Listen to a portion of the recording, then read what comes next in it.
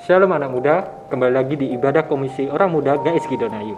Bersama saya Andika, dan di edisi spesial kali ini kita akan membahas tentang tips belajar yang efektif.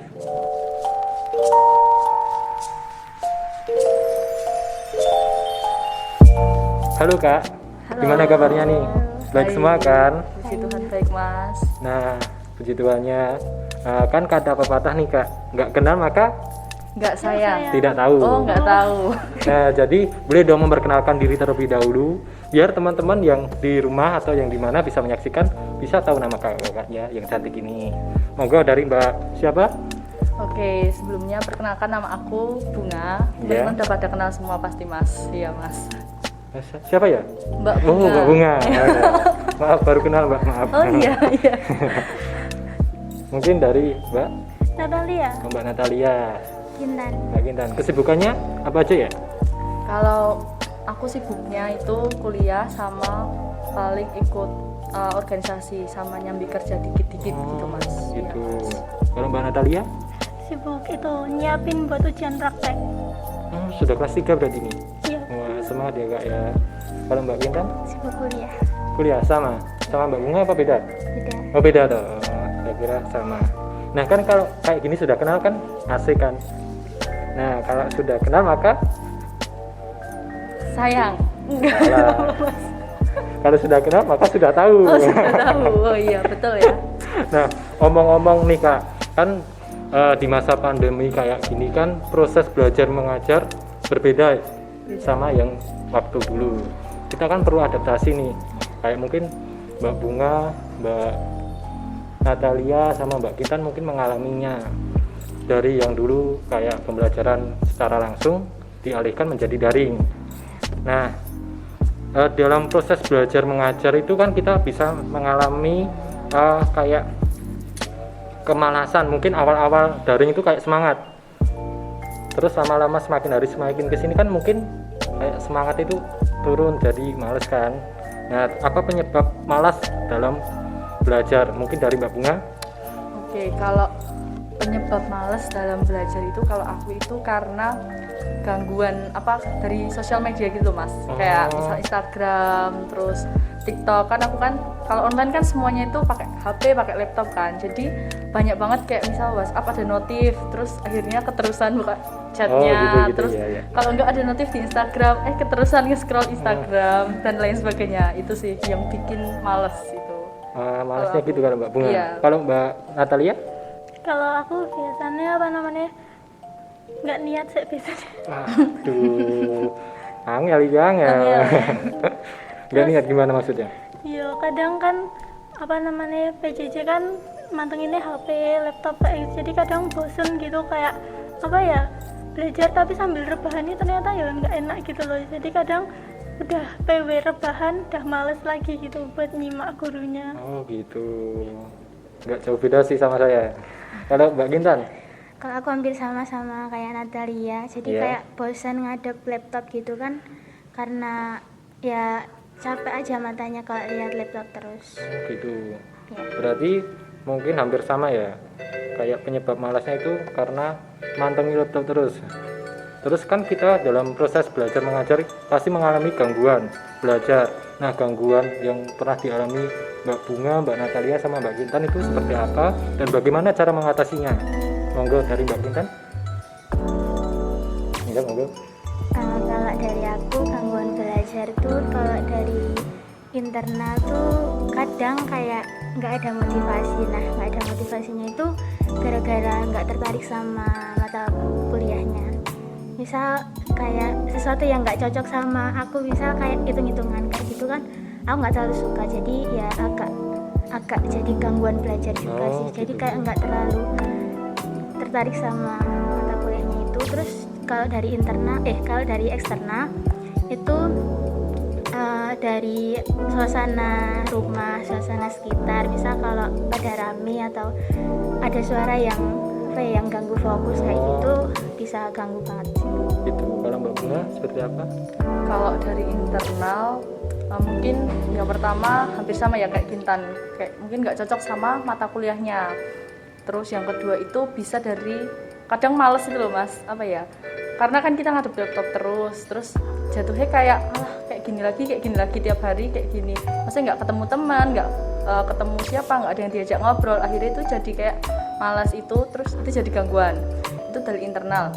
Nah kalau dari eksternal, kalau aku itu karena itu sih kesibukan di hal lain gitu loh, maksudnya kayak misal ngurusin ada kepanitiaan di kampus atau ada kepanitiaan di luar. Nah itu kan lumayan lumayan mengganggu lah ya, bisa dibilang kayak notif di grup apa, misal kepanitiaan apa dan harus selesai. Nah kayak gitu tuh lumayan bikin belajarnya jadi nggak efektif dan mengganggu kalau aku gitu. Nah Ya. terus ini kan ada pertanyaan cara mengatasinya gimana? Kalau menurut cara mengatasinya sampai sekarang sih masih mencoba biar tetap bisa fokus gitu loh. Kalau misal lagi kuliah online, misal dosen lagi jelasin ya berusaha buat tetap fokus gitu. Jadi nggak megang HP terus. Jadi HP-nya disingkirin dulu dari mungkin deket laptop. Ya ngadepnya benar-benar laptop, buka Google Meet atau Zoom, dengerin dosen kayak gitu sih. Jadi diusahakan nggak megang HP dulu gitu sih. Oh gitu. Kalau Mbak Natalia? Kalau aku faktor internal tuh sama biasanya males sama pelajarannya, enggak kayak jenuh gitu ya, lihat HP terus gitu kan, matanya juga kadang sakit tuh. Nah kalau eksternal tuh biasanya sarananya yang nggak ada. Jadi seumpama aku mau nyatet tapi pulpenku habis, atau gitu. pulpen warnanya ketelisut, kertas binder habis, kayak gitu kayak mengganggu gitu loh. Nanti kayak jadi entek, jadi kayak nggak niat lagi gitu. Makanya cara mengatasinya tuh sebelum belajar tuh dipastiin pulpen ada, binder masih, kayak gitu. Gitu ya. Terus cara mengatasinya Mbak menurut Mbak Natalia? Ya itu, jadi sebelum belajar harus ngumpulin niat dulu. Wah niat ya. Itu Terus niat belajar ya. habis itu sebelum belajar tuh dipastiin tempat belajar kita tuh bersih. Kan kalau kita belajar bersih kan kita juga kayak termotivasi buat belajar. Terus disiapin dulu alat-alatnya, harus udah ada pasti, biar nanti pas nyata tuh nggak mandek terus kayak males, mau nyari males nggak ada, terus henti belajar kayak gitu. Gitu. Nah lanjut ke pertanyaan selanjutnya nih Mbak. Tips cara belajar yang efektif menurut kalian, mungkin dari Mbak Bunga.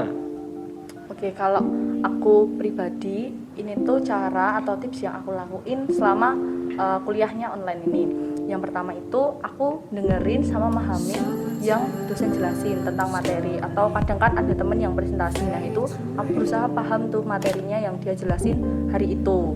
Terus yang kedua, biasanya akuntansi itu kan, karena aku prodi akuntansi, habis dosen ngasih materi langsung ada latihan soalnya atau langsung praktek kerjain gitu kan Mas. Nah jadi aku habis materi terus ada latihan soal yang dikasih dosen, aku tuh kayak berusaha ngerjain soal itu sendiri gitu loh. Jadi nggak nyontek teman, kan kadang ada kan, apalagi kuliah online kayak gini, dosen tuh nggak tahu kamu nyontek apa enggak, yang penting kamu ngumpulin kan. Nah itu aku berusaha ya ngerjain aja dulu sebisa aku, semampu aku, setahu aku gitu kan.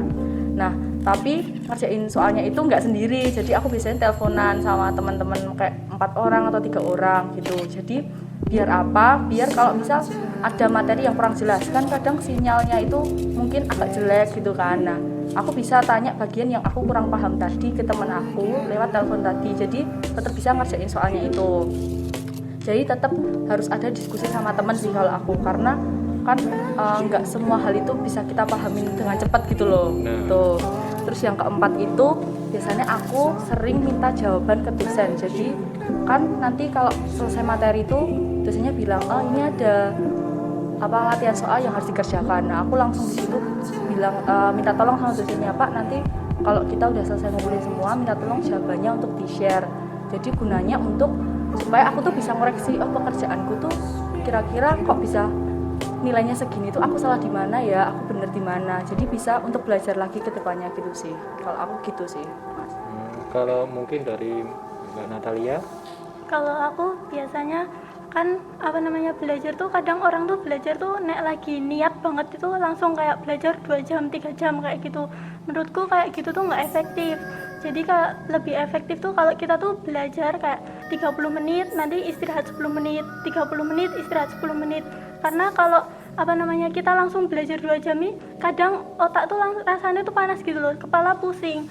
Dan jadi nanti kalau mau belajar lagi esoknya itu kayak aduh kemarin aku belajar aku pusing banget, jadi kayak hari ini nggak belajar, jadi kayak kita malah nggak rutin, nggak konsisten belajarnya, malah belajarnya kepotong-potong. Nah caranya tuh gitu bagi waktu. Terus sama kalau belajar tuh apalagi kan mau UTBK, nah kita tuh belajar harus dari konsepnya dulu, jangan langsung kayak aku langsung belajar logaritma padahal aku nggak tahu turunan, nggak tahu fungsi kayak gitu Mas.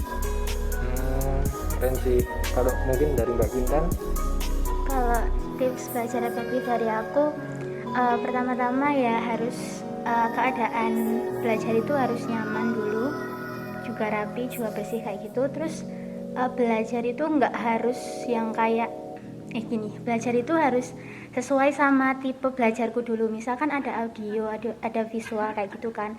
Nah kalau aku itu lebih ke visual, jadi aku kalau habis kelas selesai itu nyari-nyari kayak bacaan gitu, yang kan aku suka baca gitu kan, jadi aku lebih ke membaca gitu, membaca informasi yang nggak cuman didapat pas waktu kuliah aja, tapi misal baca pokoknya di situs-situs web yang menarik gitu tampilannya kayak gitu. Terus juga buat catatan yang meskipun cuma aku yang paham, tapi aku suka cara aku nyatet gitu loh, jadi aku buat catatan tuh yang cuma bisa aku pahamin gitu. Nah nanti catatannya itu nanti aku hafalin, terus nanti aku terapin dalam suatu kayak kasus gitulah, jadi biar ingat gitu. Keren. Terus ini dalam proses belajar perlu nggak sih motivasi untuk semangat belajar kayak gitu? Jika iya, mungkin bisa dijelaskan dari Mbak Natalia. Kalau motivasi mesti perlu, penting motivasi, karena kalau kita belajar tapi kita nggak tahu motivasi belajar kita buat apa, nanti kita nyepelek kayak nanti aku ya belajar ngapain wong ya aku nggak punya tujuan tertentu kan. Jadi harus ada motivasi buat memacu kita buat lebih lagi belajarnya, buat ngeraih sesuatu yang kita inginkan kan. Kita juga nggak bisa diem aja, harus ada action. Jadi motivasi itu penting untuk memacu kita buat lebih lagi dalam belajar gitu Mas. Kalau mungkin dari Mbak Kintan, motivasi? Kalau dari aku motivasi belajar tuh penting banget, karena kalau kita tahu motivasi berarti kita tahu apa yang jadi ketertarikan kita. Terus kalau kita udah tertarik sama apa yang kita pelajari, kita tahu kepentingan dari belajar itu. Jadi nggak cuman oke aku ngerjain ini aku dapat nilai, tapi nggak memahami secara kayak esensinya belajar itu apa, itu nggak tahu, jadi cuma fokusnya ke nilai. Jadi fokus belajar itu ya dari prosesnya itu, bukan hasilnya. Keren. Kalau dari Mbak Bunga? Gila, jawabannya keren banget ya Mas ya. Kalau motivasi itu pasti penting banget ya Mas ya. Kalau kita mau mencapai sesuatu kan pasti kita tuh punya tujuan, punya goals, punya target. Nah di balik itu kan kita harus punya motivasi untuk mencapai itu, apa sih yang pengen kita capai itu. Nah kenapa penting ya, karena itu tuh sebagai kayak apa ya, pacuan gitu loh. Kayak misal motivasiku aja ya, kalau aku itu karena mungkin yang pertama karena aku anak beasiswa itu kan. Nah itu tuh jadi motivasi. Kenapa? Karena ada orang-orang di belakangku yang udah biayain aku untuk kuliah. Nah itu jadi motivasi untuk aku kasih yang terbaik gitu. Selain itu motivasi untuk diri sendiri, kayak misalnya ya aku belajar dengan baik, aku kuliah dengan baik, itu ya nantinya untuk aku sendiri ke depan supaya mungkin kerjanya enak, terus kita juga paham tentang apa yang kita pelajari. Jadi benar kata Kintan, apa ya, nggak cuma mementingkan nilai aja, tapi penting prosesnya dan tahu tujuannya, kita tertarik di bidang itu tuh apa. Jadi sangat-sangat penting banget gitu. Jadi yang dapat saya simpulkan pada acara bincang-bincang kali ini, bahwa setiap orang itu memiliki gaya tersendiri dalam belajar. Mungkin teman-teman yang di rumah atau yang sedang menonton kali ini termotivasi dengan tips yang diberikan kakak-kakak pada acara hari ini. Dan tentunya tentukan motivasi teman-teman belajar. Saya Andika, Tuhan Yesus memberkati.